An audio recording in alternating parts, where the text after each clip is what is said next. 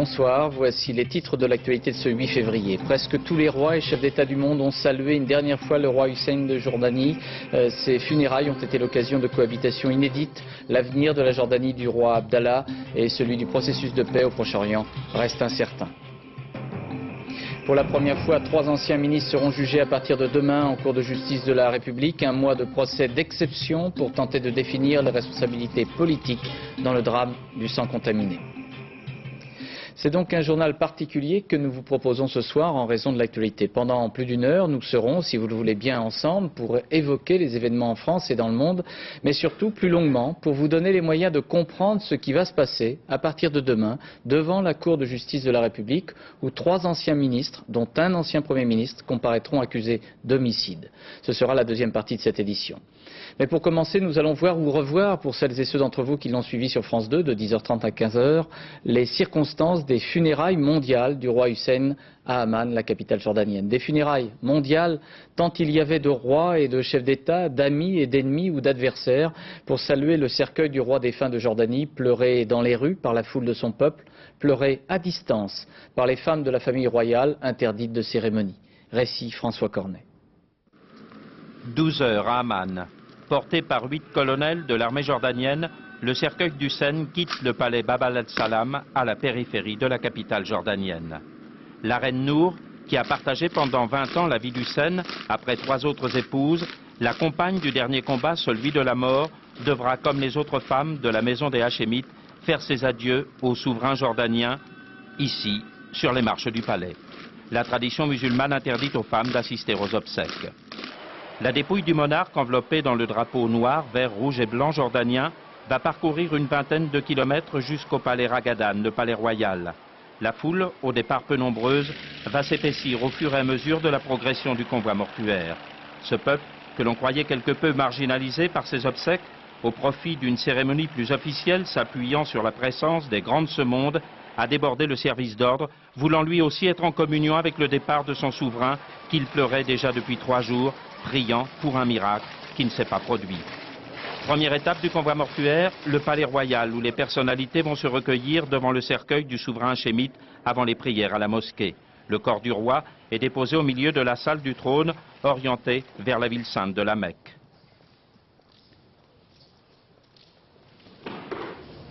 Moment historique, le président syrien Hafez el-Assad, l'ancien ennemi du roi Hussein, venu s'incliner sur la dépouille de celui qu'il avait cherché à déstabiliser, car trop proche des Israéliens. Le président Clinton, accompagné des 3 anciens présidents américains, George Bush, Jimmy Carter et Gerald Ford.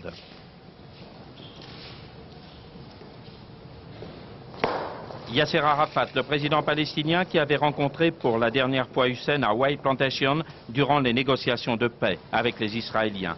Les Israéliens conduits par le président Weizmann et le premier ministre Benjamin Netanyahou qui s'inclinent devant la dépouille de celui que l'on surnommait au Proche-Orient l'artisan de paix. Recueillement du président Jacques Chirac accompagné de Bernard Kouchner, secrétaire d'État à la Santé, qui était en visite officielle au Proche-Orient au moment du décès du roi Hussein. Boris Eltsine avait tenu à faire le voyage contre l'avis de ses médecins. Le président russe, qui se remet d'un ulcère aigu à l'estomac, a été pris d'un léger malaise durant cette cérémonie et a dû repartir vers Moscou sans pouvoir s'incliner devant la dépouille du roi Hussein. Après ce dernier hommage d'une quarantaine de chefs d'État ou de gouvernement et de têtes couronnées, la dépouille du roi a été transportée vers la mosquée Hamzé Abdel Moutabel pour la prière des morts. Au son de la cornemuse, dans un rituel très britannique, Hussein se dirige vers sa dernière demeure.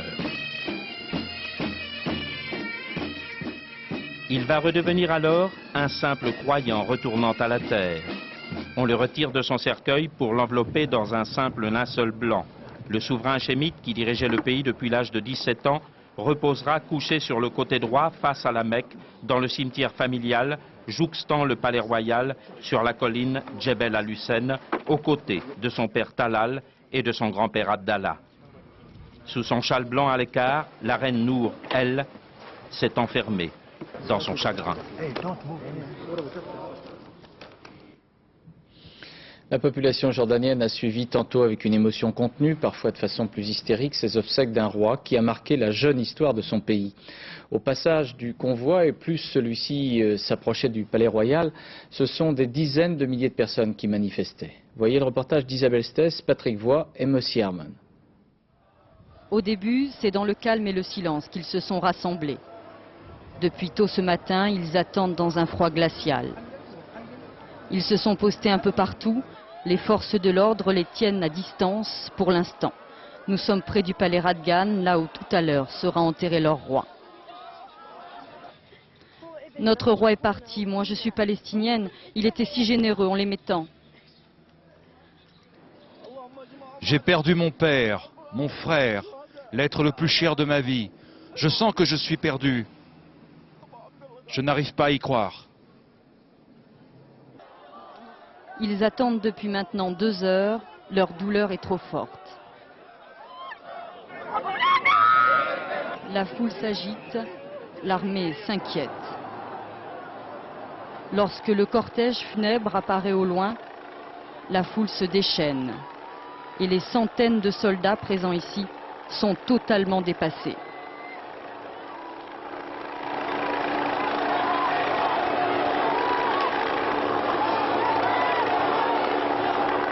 Ils n'ont qu'une idée en tête, s'approcher de la dépouille royale, comme s'ils voulaient une dernière fois toucher leur roi.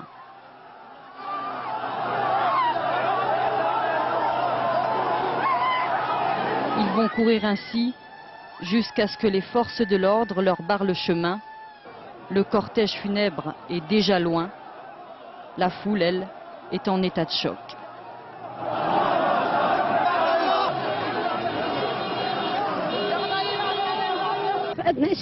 C'est un moment très dur. On a perdu quelqu'un de trop important. C'était le pilier de notre pays, de notre maison. J'ai perdu mon père. Il était l'adoré du peuple jordanien. Dans le monde entier, il n'y a personne comme lui. Il n'y a pas de peuple qui ait autant aimé son roi. Il est 13h30. La dépouille royale arrive aux portes du palais Radgan. C'est là que le peuple jordanien va quitter son roi. À la périphérie de la capitale Amman, dans le camp de réfugiés palestiniens de Baka, c'était aussi jour de deuil. Mais les familles palestiniennes rencontrées par nos envoyés spéciaux, Maryse Burgot et Philippe Jasselin, exprimaient des sentiments mêlés. Reportage. Les versets du Coran, les drapeaux noirs sur les portraits du roi défunt et les magasins fermés. Les habitants de Baka, en banlieue d'Amman, sont eux aussi en deuil. Ils vivent dans le plus grand camp de réfugiés du Moyen-Orient. Ils sont d'origine palestinienne comme 70% de la population jordanienne. Ils n'en restent pas moins attachés à leur roi. Et s'ils n'ont pas fait le voyage vers la capitale pour voir passer le cortège funèbre, ils ont majoritairement suivi les retransmissions en direct à la télévision. Ce père de famille s'est installé dans le camp en 1967. Les Palestiniens fuyaient alors leur Cisjordanie perdue après la guerre des 6 jours. Depuis, Abou Aslar a eu des enfants et même des petits-enfants. Et il fait confiance au nouveau roi pour tenter de sauver le processus de paix au Moyen-Orient, comme le fit son père. Si Dieu le veut, Abdallah va nous aider à réaliser le rêve d'un État palestinien. Ici, c'est un peu notre deuxième patrie. Et il ne va pas nous oublier. Le roi a été tolérant et même généreux envers nous.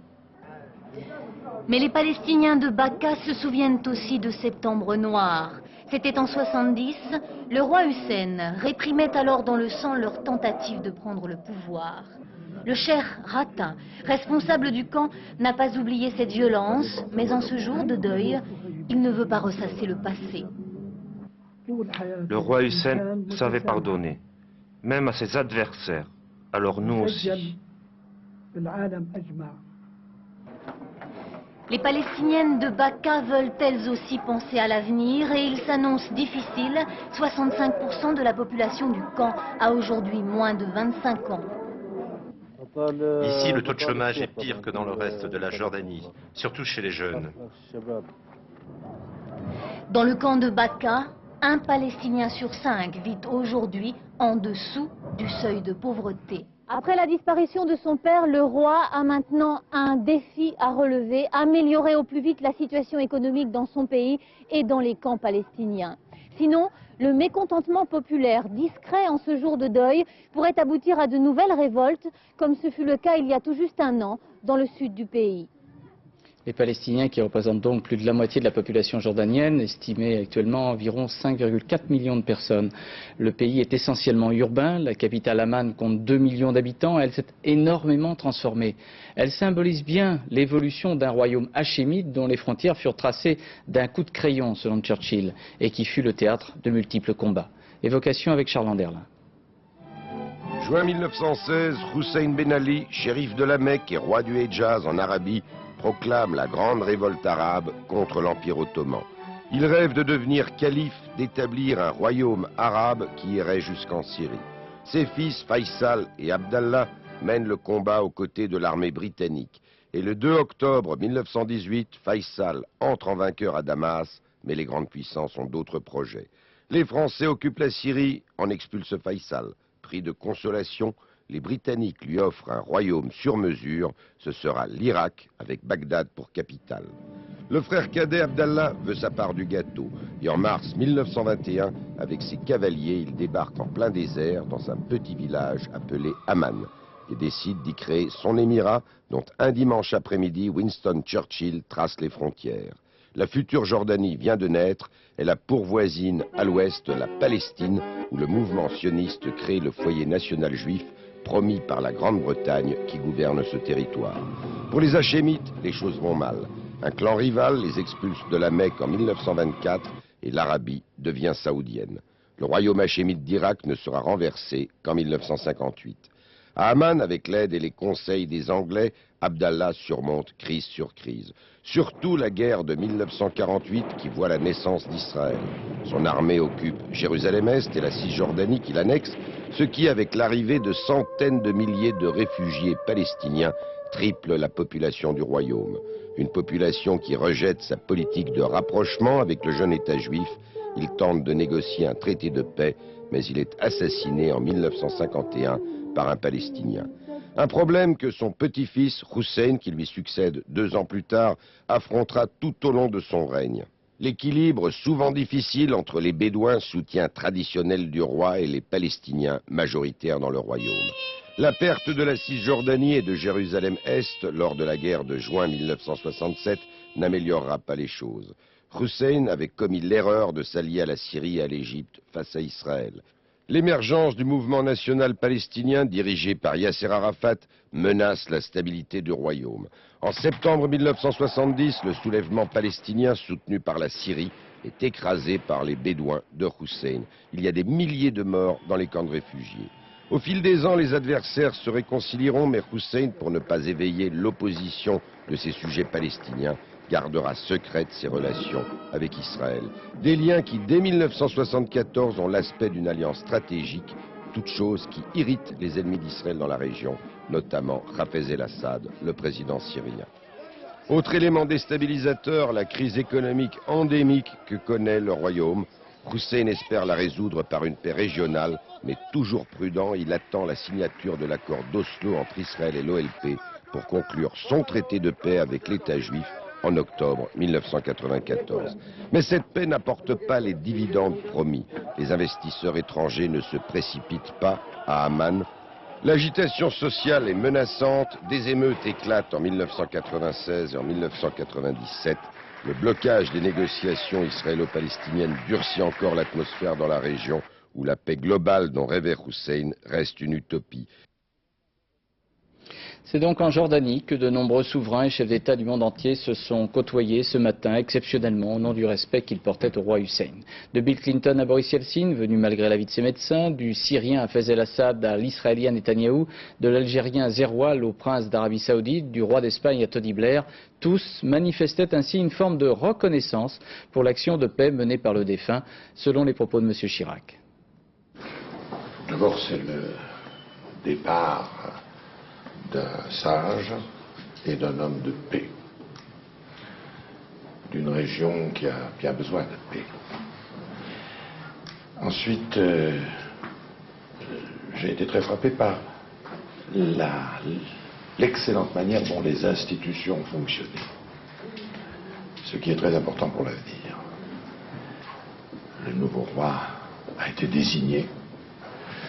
Il est attendu ici par tous, avec sans aucun doute beaucoup de respectueuse amitié et affection. Et donc cela augure bien de l'avenir. Et enfin, j'ai eu l'occasion de le rencontrer, je le connaissais déjà. J'avais eu plusieurs fois l'occasion de le voir. Et je dois dire que c'est un roi en qui, sans aucun doute, on peut mettre sa confiance. En tous les cas, la France lui apportera son soutien et lui donnera sa confiance.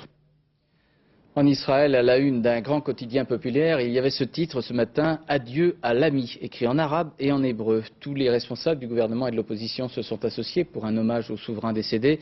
Celui-ci était présenté comme l'homme du traité de paix avec Israël en 1994, sur les lieux mêmes où fut assassiné le Premier ministre israélien, M. Yitzhak Rabin. Beaucoup d'Israéliens sont venus se recueillir ce matin, réunissant ainsi dans un même hommage Hussein de Jordanie et M. Rabin. S'agissant des réactions en Cisjordanie dans les territoires sous autorité palestinienne, voyez le reportage de Charles Anderlin et Alon Grego. Pendant toute la durée des obsèques, les drapeaux étaient en berne sur les édifices publics en Israël. Devant l'entrée de l'ambassade de Jordanie à Tel Aviv, quelques Israéliens étaient venus allumer une bougie du souvenir. Également, place Rabin, à l'endroit où le Premier ministre israélien a été assassiné le 5 novembre 1995. Dans le grand centre commercial de Jérusalem-Ouest, des Israéliens s'arrêtaient devant les téléviseurs.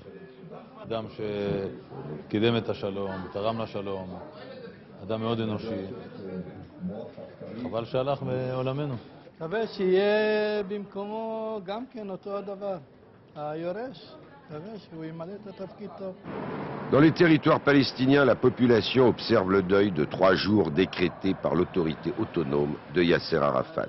Et là aussi, on a suivi les obsèques de Hussein diffusées en direct par toutes les chaînes de la région.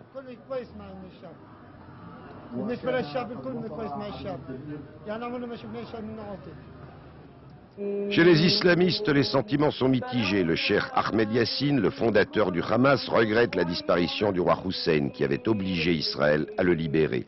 Il craint à présent une déstabilisation de la région en l'absence du souverain hachémite. C'est également l'avis d'Alassaf Haftaoui, un dirigeant du djihad islamique. Je crois que le plan américain va être très lourd pour le peuple palestinien.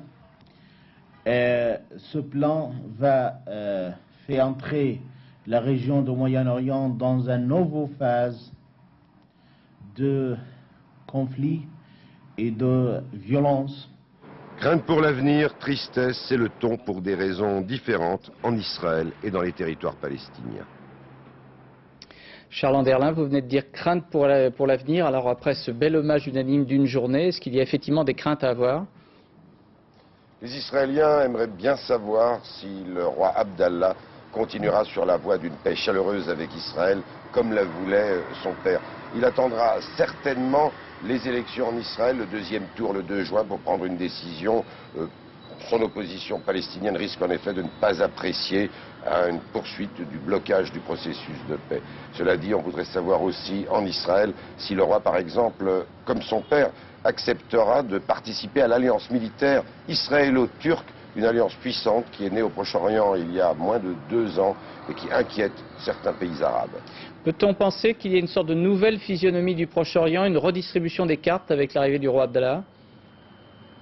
Le roi Abdallah symbolise certainement l'arrivée d'un nouveau Proche-Orient, alors que la population dans la région connaît une croissance démographique sans précédent, aussi bien en Jordanie, nous l'avons entendu tout à l'heure, mais aussi dans les territoires palestiniens. À Gaza, par exemple, 55% de la population a moins de 15 ans. S'il y avait en France la même densité de population qu'à Gaza, il y aurait 2 milliards de Français. Et tout cela alors que les ressources en eau, par exemple, s'épuisent et que la région visiblement s'oriente vers des crises économiques et sociales très graves, au moment où les grands leaders nationalistes pragmatiques quittent la scène politique. Merci Charles. On a donc observé avec attention le comportement des pays voisins de la Jordanie et de la Cisjordanie. Dans le monde arabe, l'hommage est quasi général, mais la presse iranienne qualifiait ce matin le roi Hussein de traître à la cause palestinienne et rappelle que l'ayatollah Khomeini avait qualifié le roi Hussein de personne répugnante parce qu'il était très proche du Shah d'Iran. Et puis au Liban, le gouvernement a publié un communiqué, disons, laconique, tandis que la presse libanaise était très critique à l'égard du roi Hussein. En revanche, les talibans de Kaboul, les responsables des pays du Golfe, et on l'a vu, le président syrien Hafez el-Assad, ont apporté leur soutien au nouveau roi Abdallah. Il est donc intéressant ce soir, sur la carte de cette région du monde entre Syrie, Israël et Irak de Saddam Hussein, d'apprécier les perspectives politiques. Commentaire Bernard Lebrun. Le Proche-Orient à l'heure des successions difficiles. Yasser Arafat, 70 ans. Hafez el-Assad, 69 ans. Le roi Fahd d'Arabie, 79 ans. 3 dinosaures politiques, 3 dirigeants arabes sans réel successeur et malades. Démarche peu assurée, lèvres tremblantes, le leader palestinien semble frappé des syndromes de la maladie de Parkinson. Et pourtant, personne n'oserait contester à Yasser Arafat qu'il lui revient de droit de proclamer au terme des accords d'Oslo cette année la naissance de l'État palestinien. L'homme qui depuis 30 ans conduit et incarne tel une emblème la lutte nationale palestinienne ne se préoccupe pas de sa succession. Après lui viendront les luttes de clans et l'inconnu.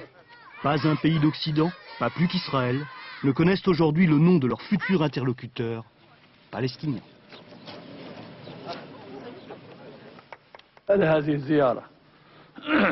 28 ans de pouvoir sans partage, ça fatigue.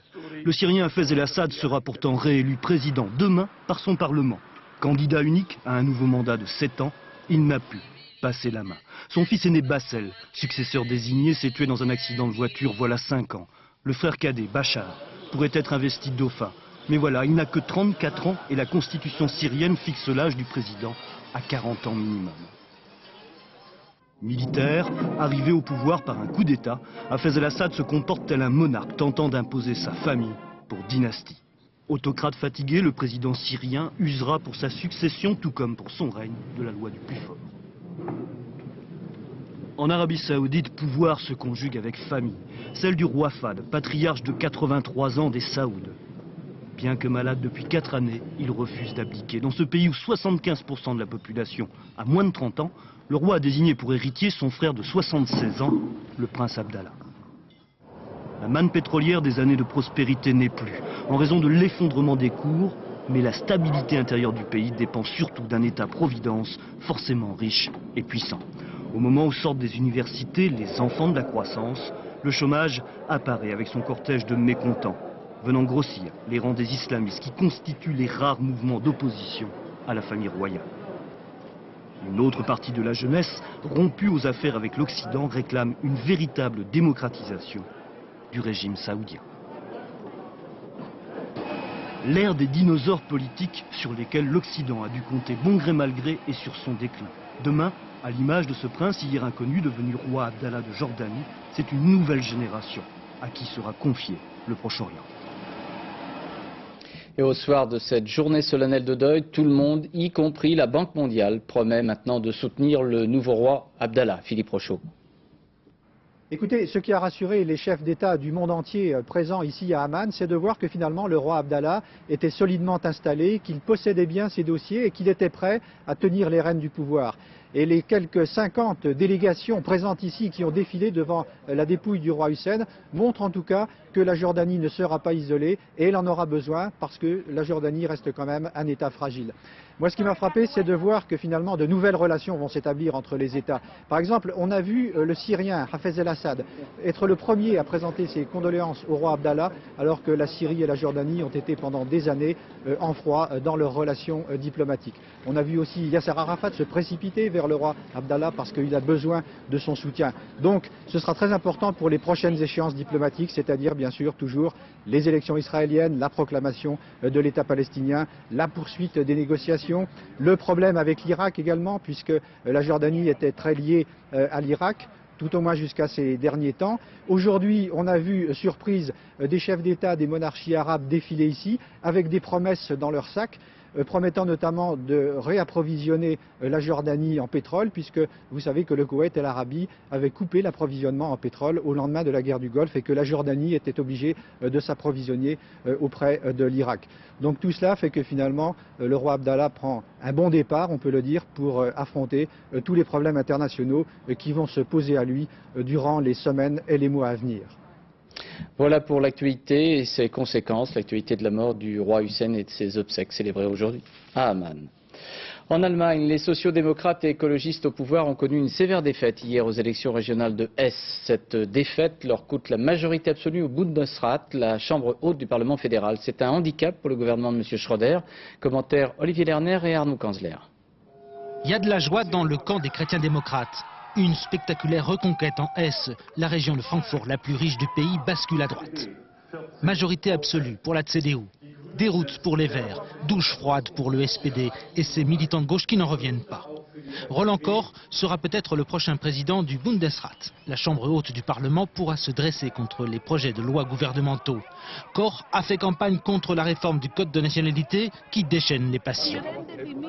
La retraite qui me revient, c'est vous les étrangers qui allez en profiter. Mais non, les étrangers n'ont rien à voir avec ça. C'est l'État, pas les étrangers. Si vous ne touchez pas votre retraite, moi j'y suis pour rien. Vous videz les caisses de l'État allemand, vous prenez tout ce qu'on a dans les caisses de la sécurité sociale. Et pour ne rien arranger, Gerhard Schröder a commis des erreurs de débutant ces dernières semaines. La sortie du nucléaire, reportée. La réforme des impôts, mal acceptée. La double nationalité accordée aux étrangers, rejetée par une majorité d'Allemands. Conséquence, le projet pourrait être revu et corrigé. Une première gifle pour Schröder. La presse allemande met bien l'accent sur le sévère camouflet infligé au chancelier qui du même coup va permettre à l'opposition de se faire entendre à nouveau. C'est bien la fin de l'état de grâce pour le numéro 1 allemand qui vient juste de passer le cap des 100 jours à la chancellerie. En Afrique de l'Est, les combats continuent entre l'Éthiopie et l'Érythrée. L'OUA, l'Organisation de l'Unité africaine, a appelé à la cessation immédiate des combats. Les affrontements ont pour origine des zones contestées par l'Érythrée dans le nord-ouest de son voisin éthiopien. En France, à Paris, des agriculteurs ont saccagé les bureaux du ministère de l'Aménagement du Territoire et de l'Environnement ainsi que des locaux de l'ENA. Une quinzaine d'agriculteurs sont toujours gardés à vue ce soir. Le président de la FNSEA a désapprouvé cette action de protestation contre la réforme de la politique agricole commune. Le ministre de l'Agriculture, M. Glavany, a condamné ces saccages qualifiés de scandaleux par Mme Voynet. Commentaire Patrick Fandiot. Le bureau de Dominique Voynet, ou du moins ce qu'il en reste quelques minutes après la descente musclée d'une soixantaine d'agriculteurs. De la boue et des petits pois sur les moquettes et les tables, de la farine sur les visages des collaborateurs. Au ministère, on n'apprécie pas. Tous les bureaux sur leur passage ont été visités. Et celui-ci, le bureau de la ministre étant situé dans un endroit particulier, a été le plus visité et le plus dévasté. L'armoire personnelle a été fouillée, des choses ont été prises d'ailleurs dedans. Comportement très surprenant dans un État républicain. Les forces de l'ordre sont arrivées trop tard. La sécurité du ministère, seulement assurée par quelques agents, a vite été débordée. Dominique Voynet était en déplacement en province. Elle a jugé scandaleux le comportement des agriculteurs. Je ne sais qui manipule et qui agite telle ou telle catégorie du monde paysan, mais ça ne me paraît pas aller dans le bon sens si on veut pouvoir élaborer ensemble des solutions qui satisfassent aux contraintes économiques et aux difficultés du monde agricole. Après le ministère, les manifestants ont brièvement occupé les locaux de l'ENA avant d'être expulsés et interpellés par la police. Les politiques au trou! Une nouvelle fois, ils souhaitaient protester contre la baisse des prix des produits agricoles prévus par Bruxelles dans le cadre de la réforme de la PAC. Pourtant, aucune décision n'est prise et les actions spectaculaires de la base ce matin embarrassent la direction du principal syndical agricole. Ce n'est pas parce qu'il y a eu un dérapage et une action mal préparée et mal contrôlée par certains responsables qui font condamner l'ensemble. Et j'espère bien que cette action ne se renouvellera pas pendant ces actions syndicales que nous menons actuellement. 15 des 200 personnes interpellées sont toujours en garde à vue. Le Premier ministre Lionel Jospin a promis des poursuites judiciaires. À Grenoble ce matin, les chauffeurs de transport en commun se sont mis en grève après l'incendie volontaire hier soir d'un bus. Un groupe de jeunes montés à l'arrière du véhicule aurait jeté un engin incendiaire. Le chauffeur a perdu le contrôle de l'autobus. Il n'y a pas de blessés, mais les machinistes des transports en commun de Grenoble réclament de meilleures conditions de sécurité. Dans le dossier de l'affaire des disparus de Mourmelon datant d'avril 87 et d'août 88, 3 analyses génétiques ont été apportées au juge. Ces analyses indiquent de très fortes probabilités de la présence de 3 des 8 victimes présumées dans le véhicule de l'ex-adjudant Pierre Chanal. Le contrôle judiciaire de Pierre Chanal pourrait être renforcé. Il est sorti de prison en juin 95. Explication Stéphane Bretner, Didier Guyot et Gilles Jacquier. Pour la première fois depuis sa libération sous contrôle judiciaire en 95, des images de Pierre Chanal. C'est un homme presque masqué que notre caméra a pu surprendre lors de l'une de ses rares sorties, un homme toujours sous la menace de la justice. Il aura fallu 3 ans pour analyser 400 cheveux et poils retrouvés dans son combi, et les expertises génétiques ont parlé. L'ADN prélevé sur ces échantillons correspondrait à celui de 3 disparus avec une probabilité proche de 100%. Les conclusions des rapports d'expertise sont importantes puisqu'elles semblent faire porter sur le mise en examen des charges tout à fait sérieuses. Dans ce rapport, 3 noms. Trevor O'Keefe, un jeune Irlandais dont on a retrouvé le corps en 87. Patrice Denis, disparu en 85. Enfin, Patrick Gache, introuvable depuis 12 ans. Les parties civiles veulent maintenant que le juge avance vite. Ça veut dire, à mon sens, prendre les mesures pour que M. Chanal retourne en détention. Ça veut dire faire en sorte qu'il soit jugé très rapidement par la cour d'assises du département de la Marne. La défense insiste sur la fragilité de ces analyses. On est dans une matière très nouvelle, très récente. Les expertises d'ADN, c'est quelque chose qui, encore une fois, date de peu d'années. Et donc, dans ces matières, la science tâtonne. Et on sait très bien que lorsqu'elle tâtonne, elle peut se tromper. Donc je crois qu'il faut être très très prudent par rapport à ces résultats. Le juge d'instruction a demandé un renforcement de son contrôle judiciaire. Il devrait l'entendre avant la fin du mois. Quant à son arrestation, elle ne serait possible qu'en cas de procès, puisqu'il a déjà été jugé en 90 pour une affaire conjointe. Finalement, ces résultats prouveraient que 3 disparus sont montés dans le combi de Pierre Chanal, mais il en reste toujours 4 dont on ne sait rien. Face à la concurrence de nouveaux opérateurs, France Télécom annonce une nouvelle grille tarifaire destinée à séduire les particuliers. Les tarifs seront en baisse le samedi matin et pour certaines communications, contrepartie de ces cadeaux, l'abonnement téléphonique va quand même augmenter de 10 francs dès le mois de mars prochain. Explication avec Éric Lemasson. Il en va des factures de téléphone comme des régimes amaigrissants. Le poids à l'arrivée tombe rarement au niveau des allègements promis. Demain, de nouvelles baisses de tarifs seront annoncées par France Télécom. En voici les grandes lignes. Extension du demi-tarif à toute la journée du samedi et non plus à l'après-midi seulement. Baisse de 15% environ du prix des appels interurbains et internationaux. Autre nouveauté, un tarif spécial pour les allocataires des minima sociaux sous forme d'un forfait mensuel moins cher. C'est pour s'aligner sur la concurrence que les appels longue distance sont soldés, surtout le week-end. Le 7 de CGTEL a déjà décroché 650 000 abonnements. France Télécom s'aligne pour ne pas perdre trop de clients. Mais son tarif allégé d'un côté s'alourdit de l'autre. Le service du 12, les renseignements, passe à 4,50 francs. Et surtout, l'abonnement augmenterait de 10 francs par mois. Une hausse de près de 15% qui est loin d'être négligeable. L'abonnement et les communications locales représentent la ligne la plus lourde dans la majorité des factures. Le décès de l'économiste américain Vassili Leontiev, il fut prix Nobel d'économie en 1973. On le considère comme à l'origine la comptabilité nationale, très utilisée par les économistes et les planificateurs. Et puis sport, cyclisme, l'équipe espagnole Once, dont le leader est le français Laurent Jalabert, déclare forfait pour Paris-Nice. Cette équipe voudrait éviter la France et sa réglementation concernant les affaires de dopage. Nous allons maintenant longuement vous proposer quelques éléments de compréhension du procès dit du sang contaminé qui s'ouvre demain devant la Cour de justice de la République. Nous évoquerons l'aspect judiciaire, les accusés, les victimes et quelques-unes des interrogations posées par ce procès intenté à 3 anciens ministres, Laurent Fabius, Georgina Dufoy et Edmond Hervé, pour la période où ils furent respectivement Premier ministre, ministre des Affaires sociales et secrétaire d'État à la Santé. Les faits qui leur sont reprochés datent de 1984 à 1985. Mais plus largement, voici la chronologie du dossier dit du sang contaminé, 5 années, qui s'ouvre avec une publication américaine en 1981 annonçant une maladie inconnue. Enquête Jean-Daniel Flézaquier, Olivier Caroff et Benoît Thévenet. Tout commence ici, au CDC, le Centre de contrôle des maladies d'Atlanta.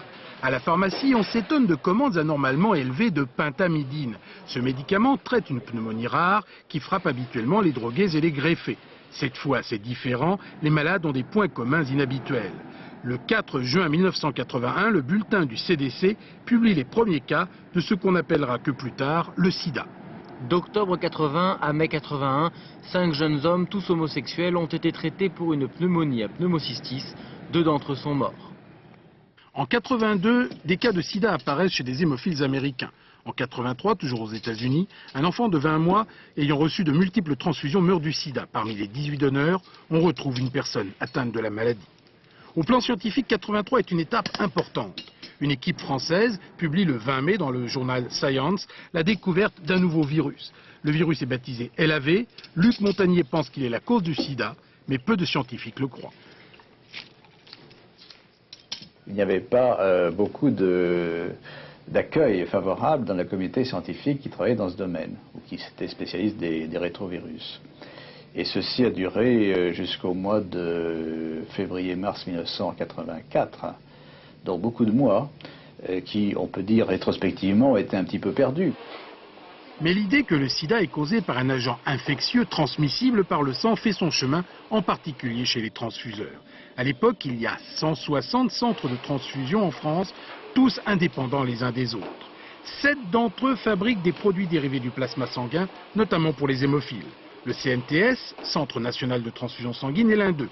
Il n'a, malgré son nom, aucune autorité sur les autres centres. Sa seule mission nationale, le monopole de l'importation des produits sanguins. En juin, la commission consultative de la transfusion s'inquiète en s'apercevant que dans un groupe de 6 jeunes hémophiles, sans doute contaminés, la moitié des garçons a reçu des produits français.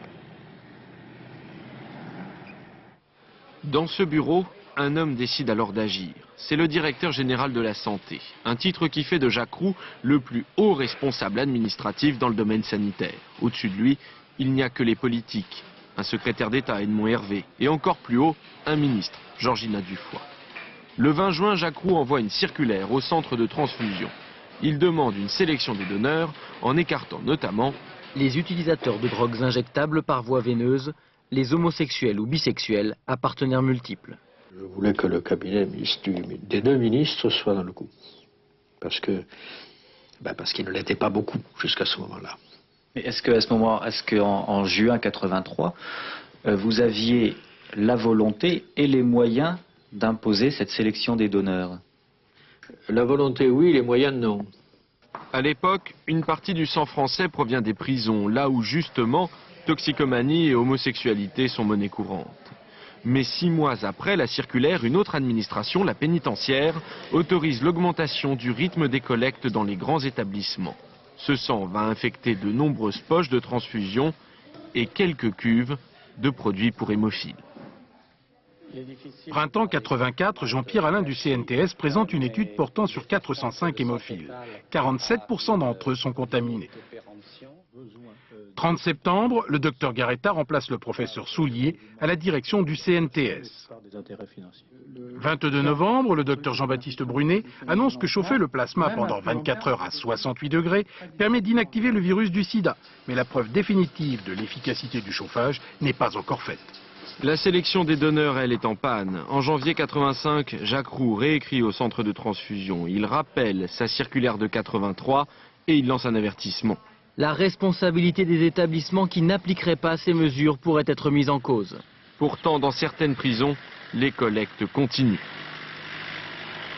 En 1985, j'étais médecin à l'hôpital des prisons de Fresnes et j'ai alerté les autorités concernant les dons du sang, les collectes de sang en milieu carcéral. Ces collectes ont été stoppées. Il a fallu quelques mois pour les stopper. Il est vrai qu'elles ont continué dans certains établissements et les centres de transfusion ont continué à prélever. Parallèlement, une guerre industrielle franco-américaine couve. Le 27 avril 1984, la secrétaire d'État américaine à la santé annonce que l'équipe du professeur Gallo vient de découvrir le virus du sida. Le 4 mai, un an après Montagnier, Gallo publie ses travaux dans Science. Son virus s'appelle HTLV3. Gallo a un accord avec la firme Abbott de Chicago pour la mise au point d'un test de dépistage. Mais en France, on trouve que le virus de Gallo ressemble comme 2 gouttes d'eau à celui découvert par les pasteuriens. Et justement, la société Diagnostic Pasteur développe elle aussi un test à partir de la découverte française. En France, l'homme chargé d'autoriser ces tests s'appelle Robert Netter. Il dirige le laboratoire national de la santé. Le 8 janvier 1985, il reçoit un premier dossier, celui du test Abbott. Un mois et demi plus tard, c'est Diagnostic Pasteur qui annonce son test. Les Américains ont donc une longueur d'avance, le problème devient politique et va franchir les portes des ministères. 28 mars, le docteur Netter écrit au cabinet d'Edmond Hervé. Il propose une procédure d'homologation plus longue dans l'intérêt de la firme française Pasteur. 20 avril, le même cabinet reçoit une note du docteur Brunet, le spécialiste du sida à la DGS. Il note que l'administration a retardé jusqu'ici de 2 mois l'enregistrement de ce réactif et a donné à Pasteur Productions le temps de rattraper son retard. Son supérieur Jacques Roux suit l'affaire de près. Le 30 avril, il écrit à propos d'Abbott. Il ne faudrait pas qu'il sorte tant que Pasteur n'a pas pris son essor. C'est dans cet état d'esprit que se tient début mai une réunion interministérielle sur le dépistage. Elle est présidée par François Gros, conseiller scientifique de Laurent Fabius. Son compte-rendu est clair. Il est à craindre que si aucune disposition n'est prise pour protéger le test français, celui-ci soit complètement exclu du marché. On n'a pas essayé de privilégier le test français.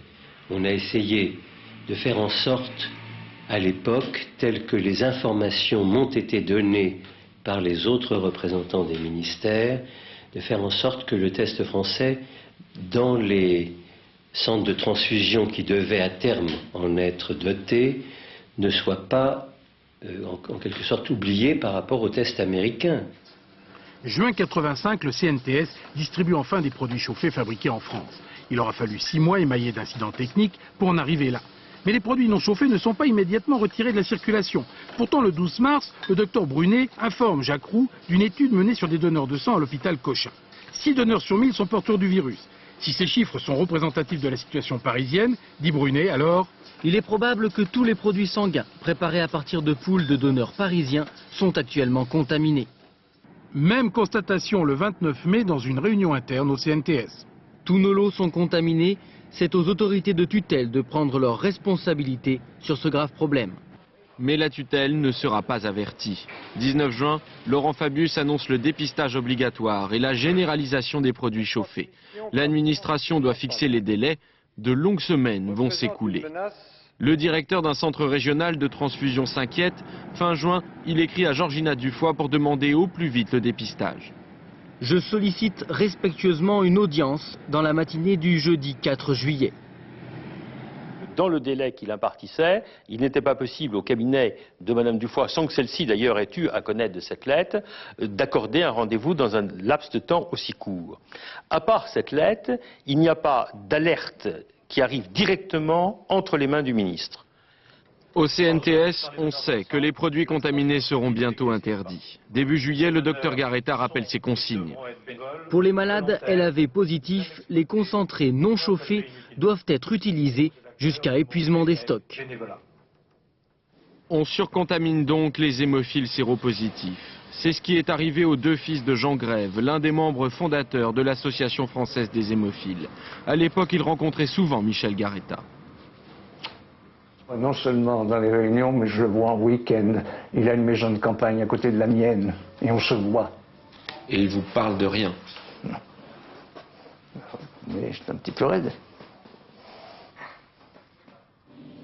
Le 23 juillet, 2 arrêtés ministériels sont pris. Le premier rend obligatoire le dépistage des dons de sang à compter du 1er août. Le second interdit le remboursement des produits non chauffés au-delà du 1er octobre. De quel poids a pesé l'année 85 dans le drame de la transfusion? On estime aujourd'hui que si 90% des hémophiles ont été contaminés avant fin 84, ils sont environ une centaine à avoir contracté le virus en 1985. Pour les transfusés, dans la période du 20 mars au 31 décembre, il y a eu probablement 320 contaminations. Au total, près de 350 nouveaux cas, dont une bonne partie aurait sans doute pu être évitée. Alors pour poursuivre votre explication, Jean-Daniel Fézaquier, on peut dire qu'à ce moment-là, la France est en tête, puisque pour les transfusés, des chiffres du centre de surveillance du sida, c'est 4 fois plus en Italie, 5 fois plus en Espagne, 6 fois plus, je crois, en Allemagne, et 13 fois plus qu'au Royaume-Uni. Alors pourquoi cette spécificité dramatique française? Oui, la France, dans cette comptabilité terrible, la France a fait, je dirais, malheureusement aussi mal que nombreux pays voisins en matière d'hémophilie. Et comme vous le dites, à nous seuls, on représente la moitié des cas de sida post-transfusionnel. Parce qu'en France, on a fait ce que les autres pays européens n'ont pas fait.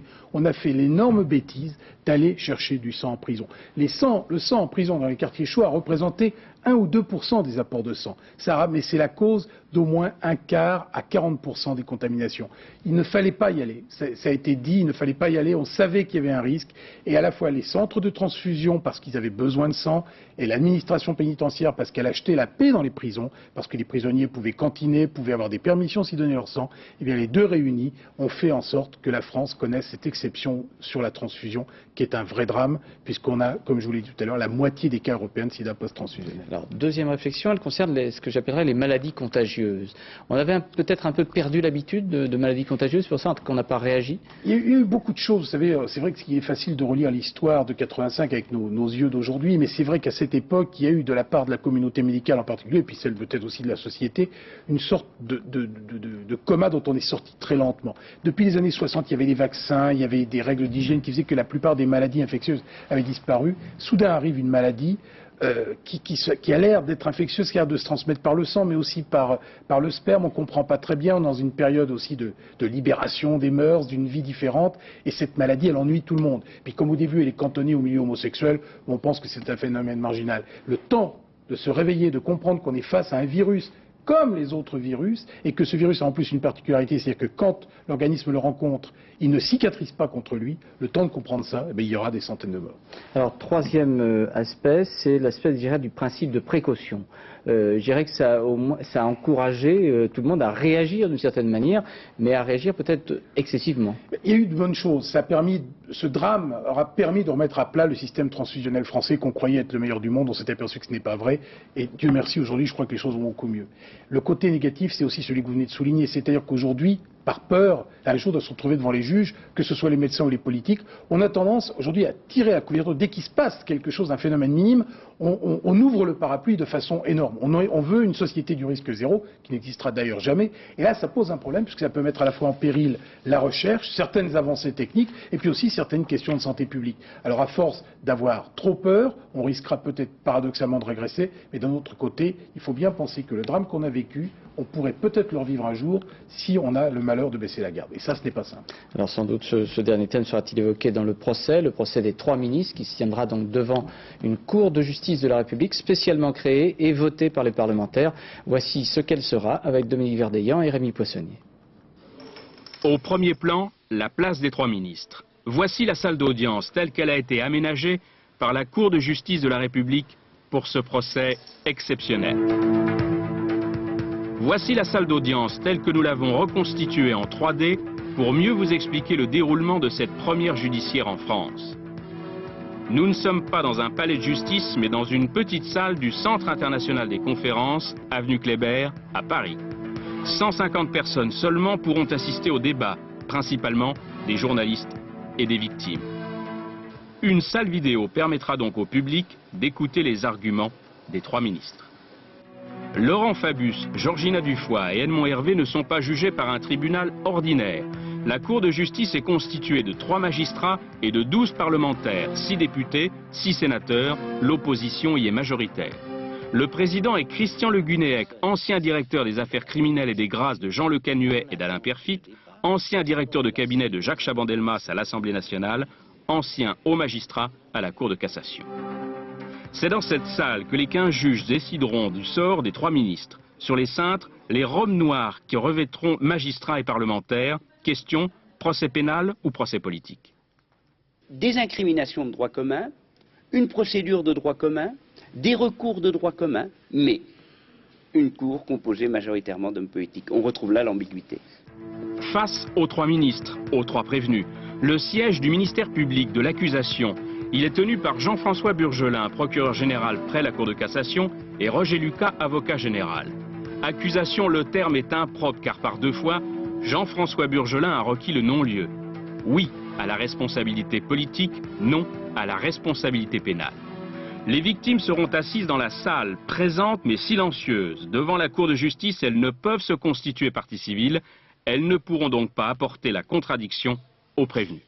Nous aurons un rôle passif, nous aurons un rôle de public, mais c'est tout.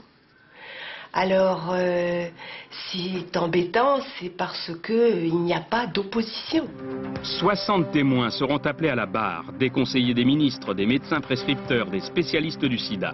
Certains d'entre eux étant mis en examen dans un autre volet de l'affaire, ils ont décidé de ne pas répondre à cette convocation. C'est le cas par exemple du docteur Michel Garetta, le premier à avoir été condamné dans cette procédure. Ainsi, après 5 ans d'instruction, 15 ans après les faits, la Cour de justice risque de juger 3 ministres sans avoir tous les éléments du dossier. 6 sénateurs, 6 députés ont été candidats pour être ainsi les juges des ministres aux côtés des 3 magistrats et du président Christian Le Gunéec. Nous avons choisi 2 d'entre eux, un sénateur démocratie libérale, un député socialiste, pour vous permettre d'apprécier à la fois la préparation de ces parlementaires et leur état d'esprit à la veille de la première audience de la Cour de justice. Reportage Alban Mikosi et Virgile Yadot. Ancien chef d'entreprise, aujourd'hui sénateur, démocratie libérale du Var, Hubert Falco a 51 ans. Magistrat, fils de magistrat, député socialiste de l'Allier, François Colcombé a 61 ans. 2 générations, 2 formations, mais dès demain, ils seront assis côte à côte, volontaires pour être jurés au procès du sang contaminé. N'ayant aucune formation juridique particulière, Hubert Falco dit comprendre ainsi mieux la souffrance des victimes. J'ai été sensibilisé par des papas ou des mamans qui m'ont écrit, qui ont vécu des moments atroces. Et donc, je crois que lorsqu'on est responsable, c'est la raison pour laquelle je vous disais que, croyez-moi, dans mon cœur, il n'y a pas de place pour la politique politicienne. La justice, c'est l'univers de François Colcombé, un des fondateurs du syndicat de la magistrature. Il connaît parfaitement les procédures puisque c'est lui qui a présidé la chambre de la cour d'appel lors de l'indemnisation des victimes contaminées. Bienheureux les Français qui savent depuis le début exactement où est la vérité dans cette affaire. Donc collectivement, il faut qu'on trouve la solution. Laurent Fabius, il était Premier ministre de gauche, il aurait pu être Premier ministre d'un gouvernement de droite. Le problème se serait posé dans des conditions extrêmement voisines. Ces dernières semaines, Hubert Falco n'a rien changé à ses activités. Il admet ne pas avoir lu l'intégralité des 10 000 pages du dossier. Il a fait le vide dans sa tête et oublié jusqu'à son appartenance politique. Pour ma part, je ne serai pas partisan et j'assumerai pleinement le rôle de magistrat, rôle pour lequel j'ai été élu par mes collègues du Sénat. Au contraire, cette double étiquette, jurée certes mais aussi politique, François Colcombé la revendique comme une garantie de sérieux. Dans les tribunaux de commerce ou dans les juridictions prud'homales, c'est la même chose.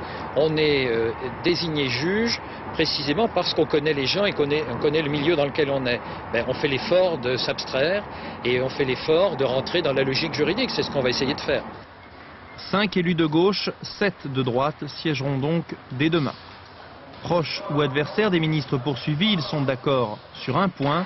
Cette nouvelle Cour de justice ne sera respectable que si elle statue en toute indépendance et en toute rigueur.